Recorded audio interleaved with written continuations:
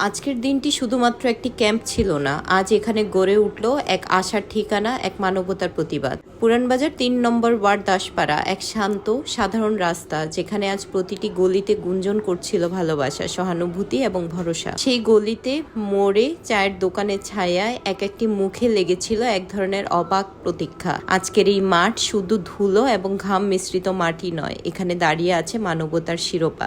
সকালে সূর্য উঠে আসার সাথে সাথেই এখানে এসেছিল শতাধিক মানুষ, বয়স্ক যারা প্রতিদিনকার ব্যথা সঙ্গে নিয়ে দিন গুনে গুনে বেঁচেছেন। শ্রম কল্যাণ কেন্দ্র আর বিজয়ীর সার্বিক সহযোগিতায় আমরা এলাম। সঙ্গে ছিল ভালোবাসা, সঙ্গে ছিল এক অদৃশ্য বন্ধন। আপনি মূল্যবান, আপনার কষ্ট শোনা হচ্ছে। সকাল সূর্য উঠতেই রোগীরা আসতে শুরু করলো। কারো হাতে ধরা টিকিট, কারো ভ্রুতে চিন্তার রেখা, কারো চোখে আলোক ঝিলিক। প্রতিটি গল্প এখানে গুরুত্বপূর্ণ।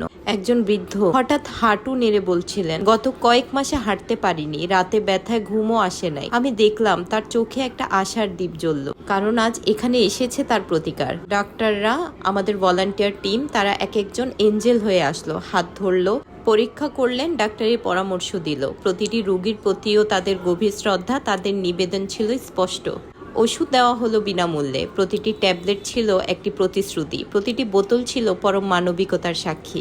আর তারপর যখন হাতে হাতে ব্যথার নভেলিটি বেশি, বয়স্ক অনেক রোগীর জন্য আমরা নিয়ে এসেছিলাম ভিটামিন ডি ইনজেকশন।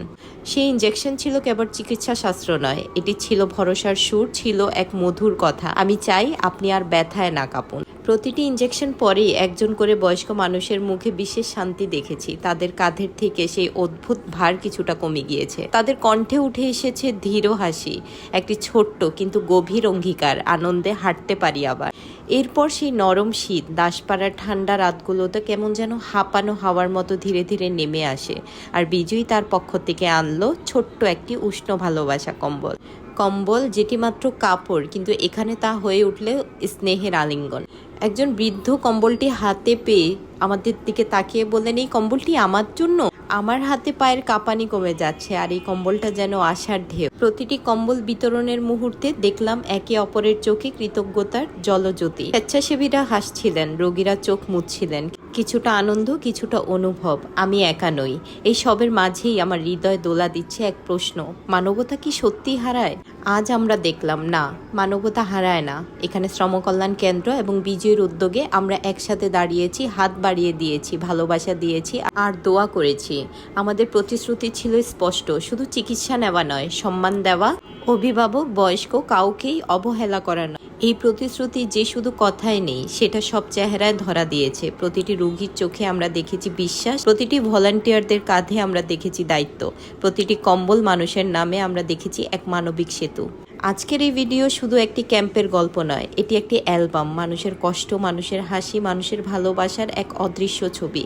আগামী দিনগুলোতে আমাদের এই কাজ যেন আরও ছড়ায়, যেন দাসপাড়ার এক কোণ থেকে শুরু হওয়া এই ভালোবাসা যেন পুরো চাঁদপুরে ছড়িয়ে পড়ে।